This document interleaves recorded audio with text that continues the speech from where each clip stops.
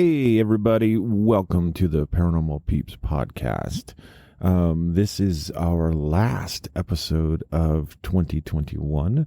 So congratulations for making it a whole year with us. I am your host, Josh, and I am currently flying solo tonight. But like usual, that doesn't mean you're just going to hear my lovely voice. We will have Mike and Terry and Jamie and Elisa all present with us as we go back and revisit some of the conversations that we had during the Benson Grist Mill episode. So that recording was quite long, and I was able to take a nice, fun little piece out. And you guys get to hear the leftover part of that conversation.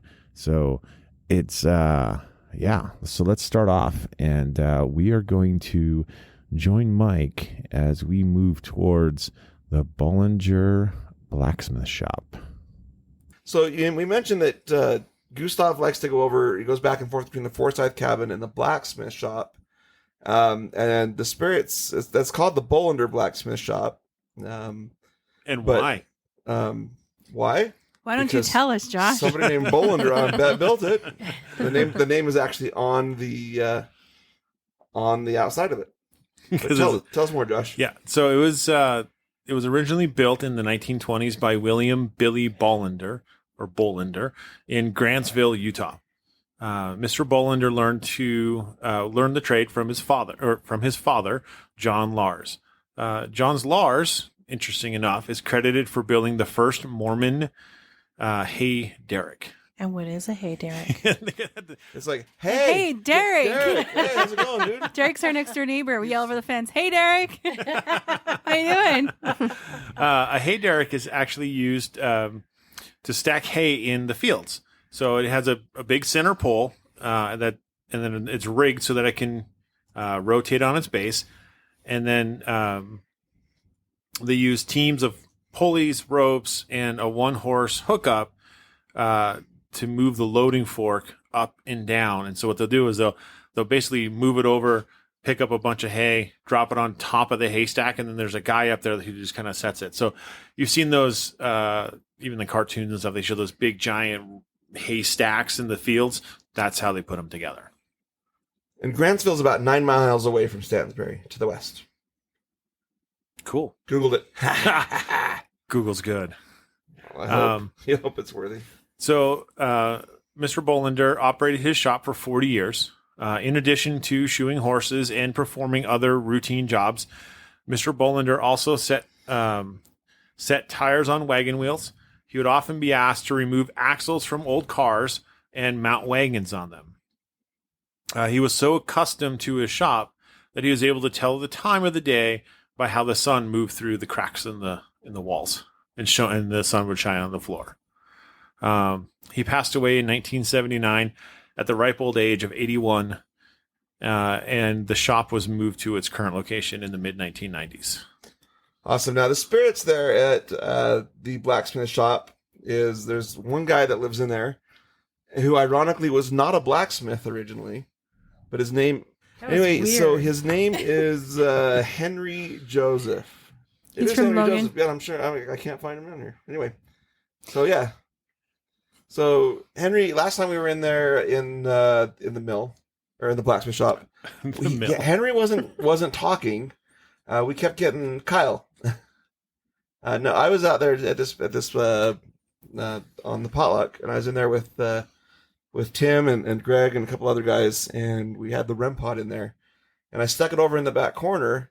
And now usually over here, there's kind of some power lines close by, so you always have to understand that on a K2 meter, it's going to have a baseline that's higher, or sometimes the devices will show a little bit of stuff. And the REM pod would answer on cue, like, okay, touch it, okay, now step away, now come closer.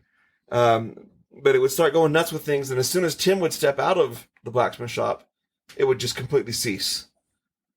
And then as Tim would come back in, it would start going nuts again. And then Tim would step out, and it was... That's cool. Because this dude was following Tim around, and so Tim goes outside. He's like, well, hey, don't leave me here. Are you sure it's not his magnetic personality? It could have been. but I had it set to where it was on the lowest setting, so the field was pretty much you almost have to touch the thing, and That's cool. it was interesting. But otherwise, Henry didn't talk to us this time. I didn't Anyone even go else? into the blacksmith shop this time. Didn't make it there. The last time me and Elisa were in there, and that's where your EVP came from. Because I remember that now. Yeah, so I got an EVP in there. I was just standing up against the side. They have, like, when you walk in, there's benches that you can set up against the wall, or they kind of blocked it off with like 2x4s, whatever, just a little ledge. And so I was just kind of leaning on the ledge, had my recorder sitting on it, and I don't remember what questions we were asking, but I got a... Yeah, I don't remember either. Oh, no, now I do. So Mike had seen some type of, like, small light. Oh, yeah, we thought that he had, like, visually seen, like, an orb Yeah. over in there. And for us, we don't take orbs, like, We don't take them lightly very or serious. seriously. Yeah. We don't just go, oh, it's an orb, it's a ghost. Yeah. we don't. And so, but when you visually see, like, a ball of light, it's a whole nother story, right? Uh-huh. And so you had seen the ball of light. Do you remember where it was? I don't. So it seems like it was, like, towards the bottom of, I guess where... Oh, no, I do. It was kind of like, so there's a what they call, I think it's a bilge, is that what it's called? Yeah. Where the kind of the pump is, and where they have the forge. So it was kind of between the forge and the, there's like a big counter table across the backside there. Okay. And I think it was over, kind of going from the forge over to where that big counter is and table is. Yeah, to the right. And then I went in, I don't know how much later it was, a few minutes later, and I had seen something very similar to that. Mm-hmm. And I had made the comment like, oh, did you guys see that? There was like an orb that went by and whatever, because it's not very common that you see that. And then I'm like, was that an orb? And then I get, no, on my recording. And then come to find out, it was actually a reflection of the light from a car driving by. Yeah, that's part of why we don't take those things too seriously when Yeah, we see because them. it's more often than not, it's going to It's be not- debunked. Yeah. Well, and let's face it, the blacksmith shop is like right next to the road.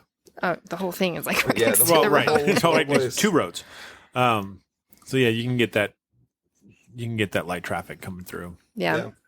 But then also, this time, I met up with, me, Josh, and Jamie were in there. I met up with them in there. We kind of hung out all night.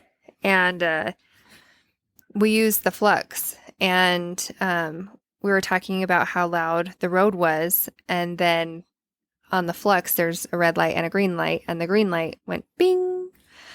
And we're like, yeah, it's loud. Because it was so loud that night. Because there was like a lantern festival going on. But then we asked it to touch the other side to start asking questions. But then the green light went off again. So we kind of picked up on a boy that came in, and I've been there quite a few times, and so I've never actually, it's always like a male, like an adult male that I pick up on, but this time I picked up on a younger boy, like 9 to 11, 12 or whatever years old, which was odd. And we were talking about how weird it was that I was picking up on a child, and maybe some of the reasons why that there would be a child in there, thinking like, oh, well, maybe it's a boy that is learning the trade or something, right? And then the green light went bing. We're like, okay, so you got it right. Okay. And then Josh asked, do you used to live in one of the cabins that's here on the property? And I got an EVP that said no. But it sounded like it came from the Ovulus. So if you've heard one of the newer Ovuluses, it'll do like ranges, or it'll be Fluctuates. yeah. And sometimes it, like for mine, it sounds mechanical. Yours sounds kind of like a speak and spell thing. Yeah. And so, and that's what this one sounded like. It sounded just like the Ovulus, but we looked at the Ovulus. It didn't come out with any new words. It didn't say no. And I've never experienced an Ovulus speaking a word without the word popping up on the screen. I've not seen it. So, but this time we heard it. So it mimicked the sound of the ovulus, which I have had happen before in other investigations where it will mimic someone's voice. Maybe someone who's investigating. So I know type 3s will do that. yeah. So we got that one. And then we had seen a light go off. We hadn't seen the light go off for about 10 minutes or so.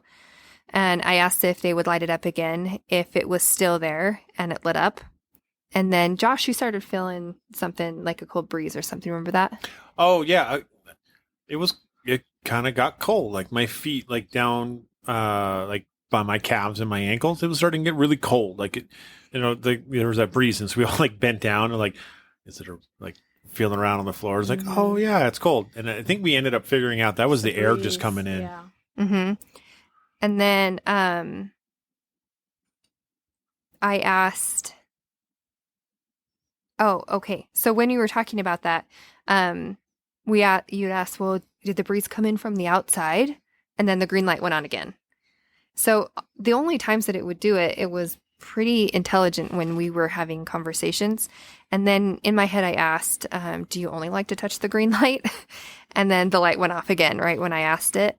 And then I told them what I had just asked. And then we had talked about how the red light would only appear in the loom room. Do you remember that? Mm-hmm. Yep.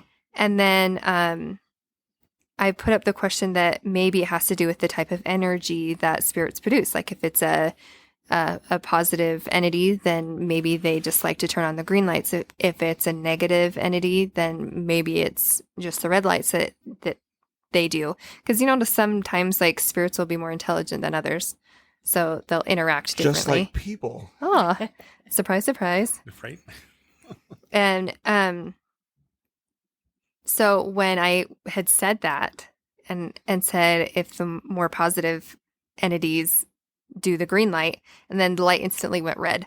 So we're like, oh, okay, well, I guess you answered that question for us. So no. And then Josh asked if it used to come into the blacksmith shop to pick up supplies. And then about 3 seconds later, we heard like something move on the floor or like a chain or something metal just kind of slide for just a second. It wasn't very long. And then about a minute later, I got an EVP because we were like, did you hear that? Was that? Yeah, we were trying to figure out what that was. Yeah, because it wasn't coming from us. We weren't moving. Anyways, I got an EVP that said, yep. It was the ghost of Jacob Marley. But I'd like to say, like the flux too. I don't know if you guys have ever seen it. It's a pyramid. It's a pyramid shape, and on each side of it, it has a motion sensor on it, and so you can set the sensitivity to it to pick up so many feet away. So you can set it really close, so it's only a foot away, or you can set it really far, so it goes up to 7 feet on each side of it. And so I think in that room, we put it up to the max. I think we put it up to 7 feet, just so we can get some extra sensitivity to it, so you get some extra movement. And honestly, like that's the first time I've ever seen that thing work well. Oh yeah, I was like dead on. Yeah, and it ended up being our go-to piece of equipment to investigate that whole night. Mm-hmm. Yeah. Because it was a lot of fun. It was a lot of fun. It's fun when you spend a lot of money on a piece of equipment and then you actually get to see it work. And you just feel like, Yeah. okay, it wasn't a wasted purchase. And we've owned it for almost 2 years. Yeah. And all the time is like, you're like, do you want to touch it? Nothing. Just Or like it will nothing. randomly go off and you're like, that doesn't make any sense. That's like me with the REM pod. The prison was the first time where that thing really was just spot on. So, Yeah, and it's great to see the equipment actually work. Yep. Yay, equipment. For all of us who aren't All right. sensitive. Does anybody have anything else to add about the blacksmith? Nope. Okay, next door to the blacksmith shop, going down the road back that way, is what we call the quilt room or the loom room. It's actually called the exhibit cabin or the exhibit building. But in that building are two ladies. You have Mary Ellen Smith and her cousin Emma. And Mary is the one who, like you said before, owns the wedding dress that is on display in there. It was made by her mom. And they typically don't respond well to guys. They typically do better. And maybe it's just me. No. Because I left and you guys got more action when the other two guys stayed there, but they wanted all the guys to Lisa leave. wasn't in there for that. No, not for this one. But like in general, I think it more deals with girls. I've talked to them before, and they were nice enough, but it seems like the girls tend to get a lot better action out of them. Because there was one time Elise and I had a really intelligent flashlight session in there with the cousins, with Mary and her cousin. Oh, I don't remember. It was the Halloween, when we were out there for Halloween last year and investigating, because we went in there to get warm because it was so cold. That's the one building that I don't know how it is, but it's hot. Yeah, that room is love that always room. warm. Feels good. But we were in there and we got a really good session in there with them where I could actually get them to like dim the light so far and then make it go bright. I'm like, okay, now just dim it down. And now break it just right on cue. They can make it bright. And then we got some really intelligent responses out of the flashlight in there with her and her cousin. It was really cool. In there for me, like I get, this last time I would get pinched on the back of my legs. So I'd be standing. Really? Yeah. And that was kind of the theme for that night. And this was, I don't know, last year or so. We would stand, there's like a big loom in the middle of the room, and I was sitting in the back of it, and I was just getting pinched like crazy. And I was like, can you just stop pinching me? And it kept going. And it was kind of like little pains. That's annoying. In the back of my legs. Yeah. Because generally, like when you feel a spirit touch you or something, most of the time it's like a light, feathery feeling. And in there on this last trip, I did feel that on my hand. It kind of just like at the top of the back of my hand, just felt like a feather go across. Mm-hmm. And I wasn't moving or anything. So yeah, most of the time when you feel a spirit touch you, it's a light, feathery kind of a feeling. It's generally not that aggressive. But dang, that last time I was getting pinched, like I probably got pinched 6 or 7 times at least. Did you ever find out who was pinching you? Mm-mm. Weird. Didn't we talk to a guy in there last time? Wasn't there a male that we ended up talking to?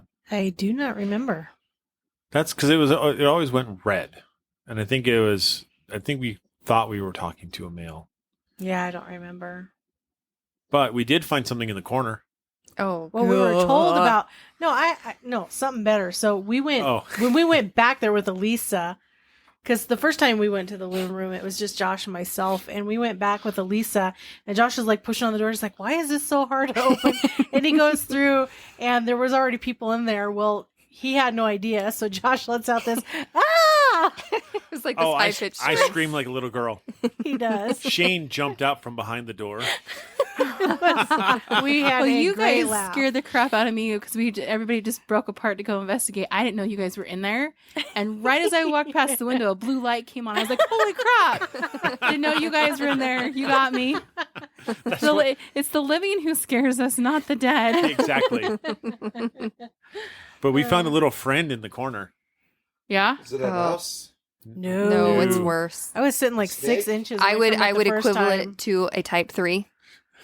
Snake. No, it had 8 legs. It's a spider. Oh. with a red, Hourglass. You guys huh? find We a found a widow. black widow in there? a big Actually, one. it was Shane's group that found the widow, and they're like, "Oh, hey, there's a widow in the corner."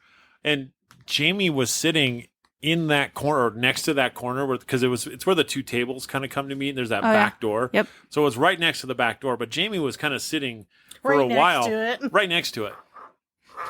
Ugh, it was a big one. Yeah, It was not that big. Oh, yes, it was. it's big enough. Was it like a 10-foot snake? A rattlesnake? It was. No. It this- almost More bit like you. 15. No, Oh, that was not it. no, It it's was not this- this size. It was this big. It's not the size that matters, Really? Josh. Because when you told it earlier today, it was this big, legs and all. I which did is not 3 say it was that you big legs. did too. Black widows don't get any Anyways. bigger than, like, the size of a pea. But Size of on a what? of a pea. No, I've seen them the size of a large grape. I've seen the body this big. A widow? Gross. Yeah. Wow. So- 3 of them. It was In disgusting. Utah? No, it was in Washington State. Oh, yeah. It was gross. Back to the paranormal. We did hear, I don't know if you guys remember, we did hear like wood creaking, like a, but I don't know. There was nobody was moving or anything to say No. what it was. But other than that, that was pretty much it for the loom room. Yep. Yeah. The first time we went in there, I think we ended up talking to Mary because I took out the dowsing rods and we asked if the spirit was attached to anything in the room, and she ended up pointing to the wedding dress. Yep. In the cabinet, yeah. Oh, that's cool. So She's very proud of that wedding dress, and I don't blame her. It's beautiful. but Yeah. the cool thing was right after that, because the gal and her son that were with us, Mhm. when we walked out, they took a picture on top of the building, and they Mhm. ended up getting a picture of her, because I believe it's Mary who's believed to be the woman in white, correct? Yeah. Correct. So they got a picture of her. Yeah, That was really cool. That was really cool. Okay. So let's go to the next. Next, then we have the haunted pavilion. Yes. Well, there's another building there that I've gone in. I've None of never us have gotten gone anything in in there. there. I've been in there several times. I've never gotten any The responses haunted from pavilion. anything. Nobody's ever investigated the pavilion. No, but I've seen scary stuff happen to people in the pavilion. We actually had an elemental that attacked, again, our friend Tim there, and we had to go give him a blessing, Castle and I. Jamie and I And actually witnessed that. We witnessed that. Josh and I were sitting. It was a little disheartening. Yeah, it was a little kind of, whoa, yeah. crazy. Yeah. But it was Kyle. It was picking on him and mucking with him. So anyway, going from the pavilion towards the north. We're going north. Next to the pavilion, there's a field, and then there is the barn, the big barn. Mhm. Now, the barn is mostly, it's like an active storage unit. It has the giant door, which makes noise when you slide it open and stuff.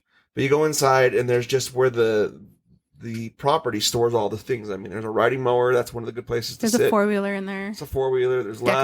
Decorations. They're Christmas There's decorations. Christmas decorations. They're Halloween decorations. I Yeah. found a ghost in there.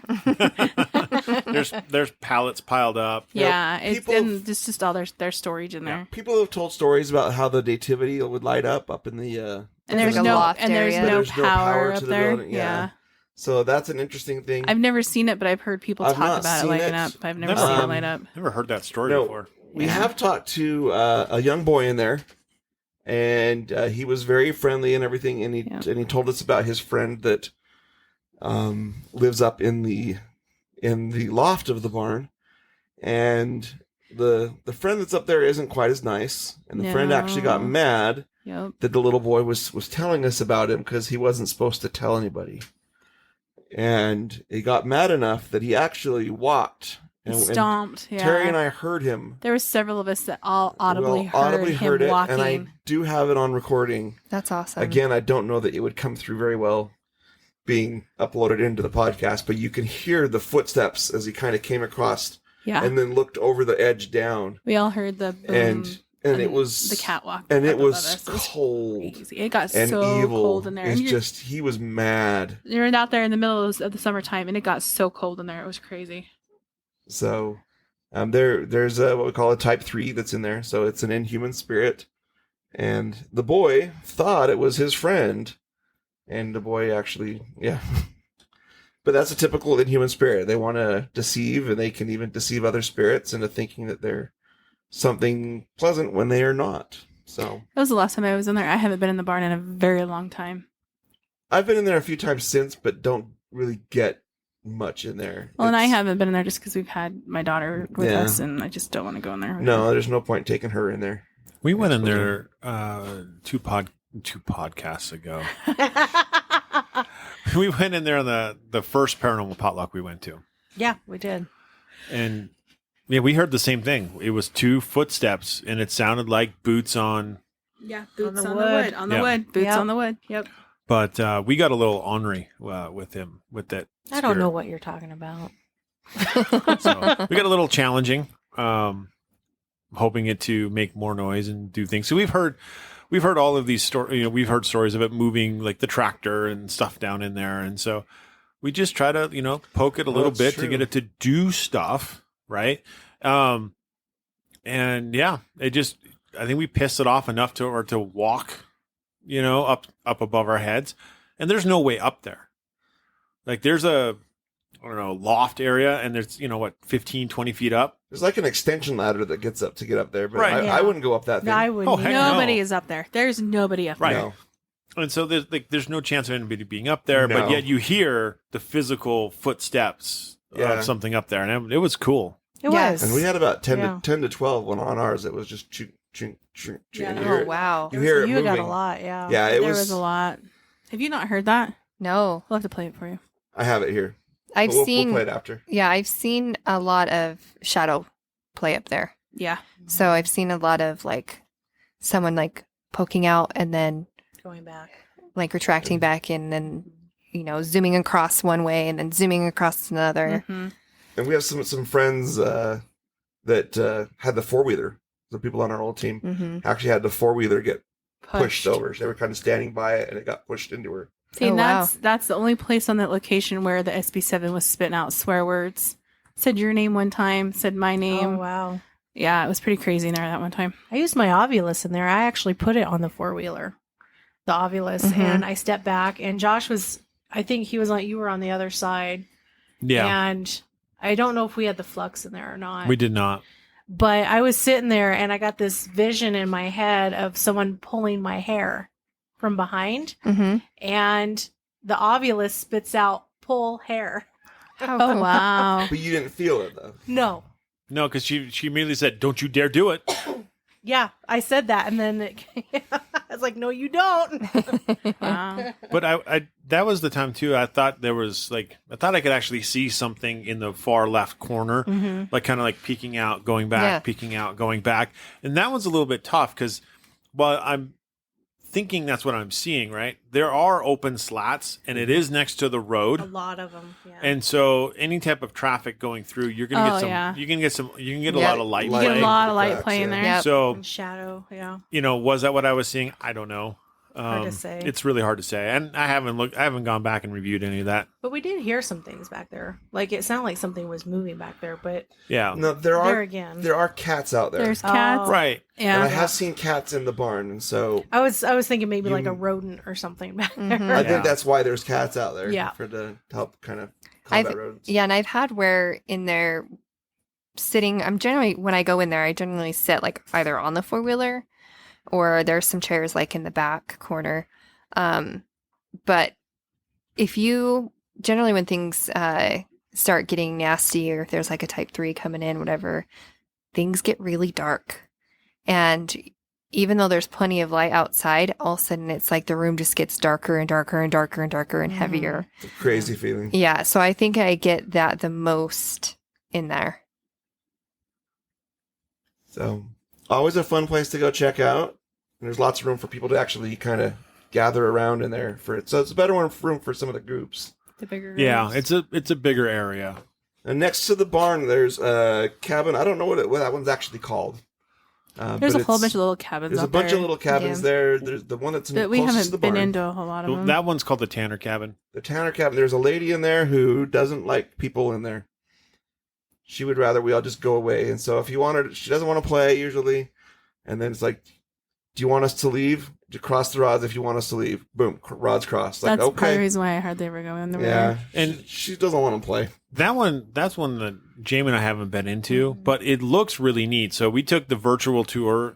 If you go to bensongrist.org, they have a whole interactive map where you can go through and take a virtual tour of the property. Well, that's cool. I didn't know that. Yeah. Yeah.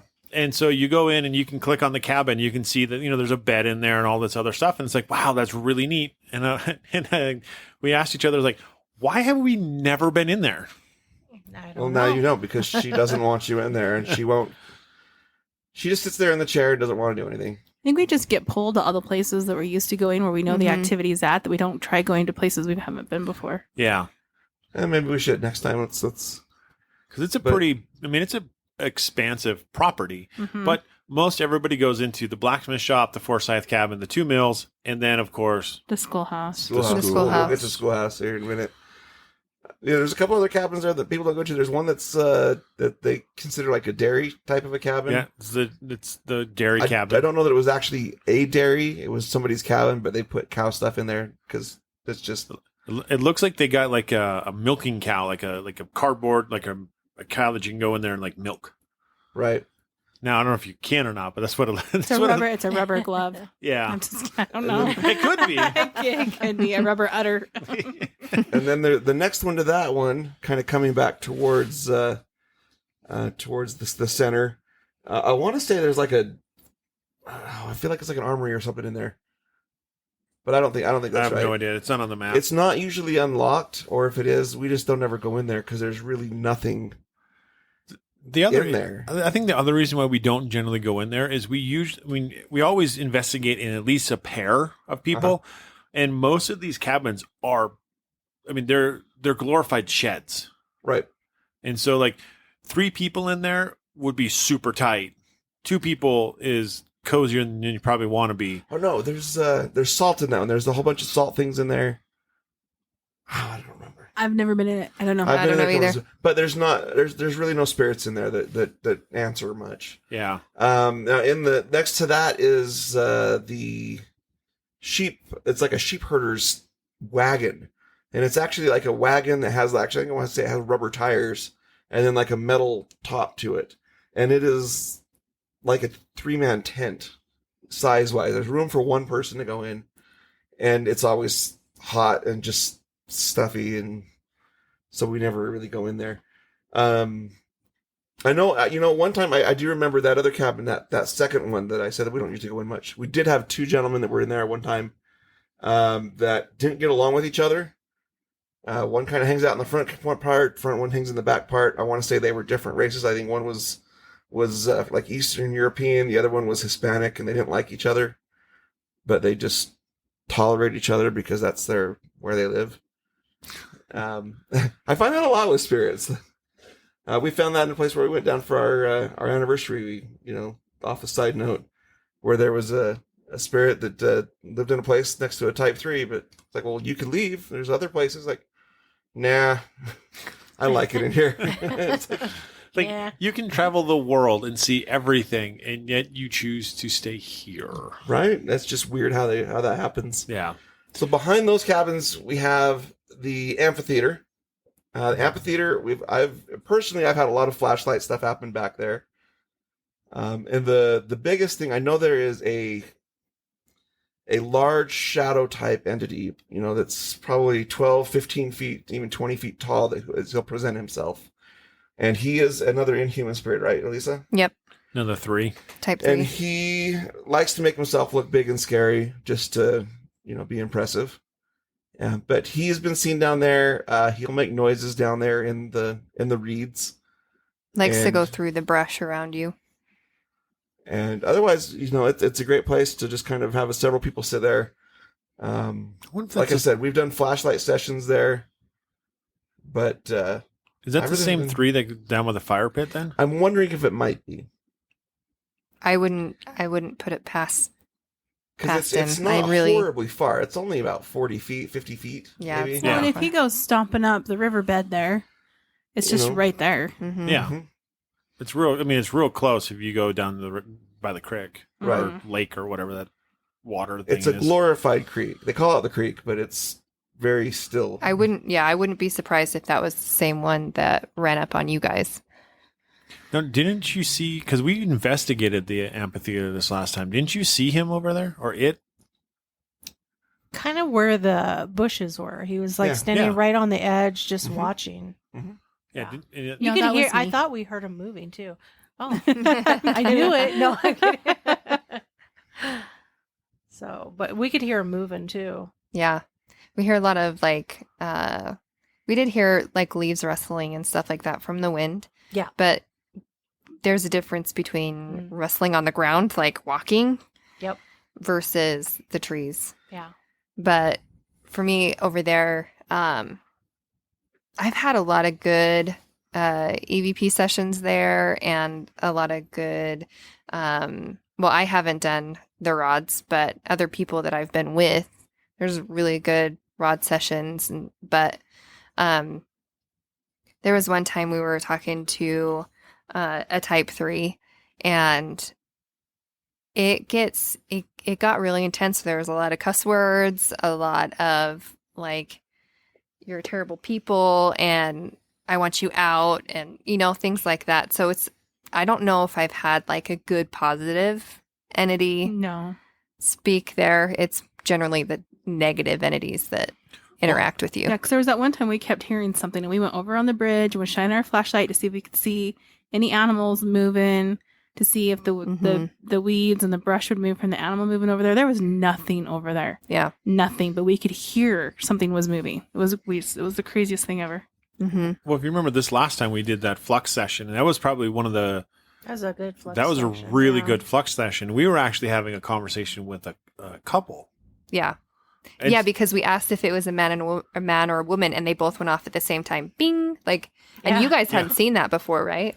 No, we had never seen, because you can make it go off multiple times, and it went off. Both sides went off. It kind of gives a little chirp too. Yeah, and it gives like a ding for like kind of like a positive sound for the green and the yes, and then a little bit more of like a negative sound for the red and the no. And we're like, "Are you a man?" And it was like ding ding. Both sides lit up. That's awesome. So yeah, we kind of figured we were talking to a couple, and it was a really wonderful flux session. And then it went stone cold. Mm-hmm. Yeah, that's where the 3 came in. Yeah. Yeah. And that was about the time. That was a little after you guys went over to the schoolhouse. And the schoolhouse. So on the way to the schoolhouse to get across, you got to go across a bridge, get across this little body of water there. that was fun. And there is a Native American spirit on the bridge that can be kind of cranky, and he can make himself look pretty imposing. I call him Chief. I think everybody else that I've been with just calls him Chief as we go across. He likes to be acknowledged. He doesn't like people crossing his bridge, but if you acknowledge him and thank him for allowing him to cross his bridge, allowing you to cross his bridge, then he's cool with it. So if you do go across the bridge, just say, "Hey, Chief, thanks for letting us cross your bridge. We really appreciate all you do." He's there. He patrols that bridge, and he doesn't allow any of the Type 3s to come across the bridge to the other side of the water. And it actually works because we've never run into any Type 3s over there. Nope. In fact, this last time I was over there with Tim and a couple other guys, Tim was commenting on how open things have felt. He was feeling and sensing things, and he could feel spirits and their emotions and things. He's like, over on their side, I was completely blocked up. But even Kyle, the one that picks on him, couldn't come across the bridge because Chief wouldn't let him. And so that's probably why the schoolhouse is my favorite area over there. It's crazy because like going over that bridge and getting to the other side where, the school is present. Everyone, goes over there all the time. And funny enough, I've only ever been over there once. But that's going to change. Next investigation, we go out there. I'm going to go out and hit some more of the buildings over there and see some of that other fun stuff. So, I just want to thank everybody for coming out and listening to us this whole year, and this being the last episode of 2021. 2 days from now, we're going to be celebrating the new year. Hope you guys all have a wonderful New Year celebration and bring it in right. Here in Utah, I think we're looking at getting some snow. So if you guys are in, the snow belt, be safe, have fun. As always, find us on Facebook at Cold Spot Paranormal Research or Paranormal Peeps Podcast. Look us up on Instagram at coldspot_paranormal_research. And like always, stay ghosty, my peeps.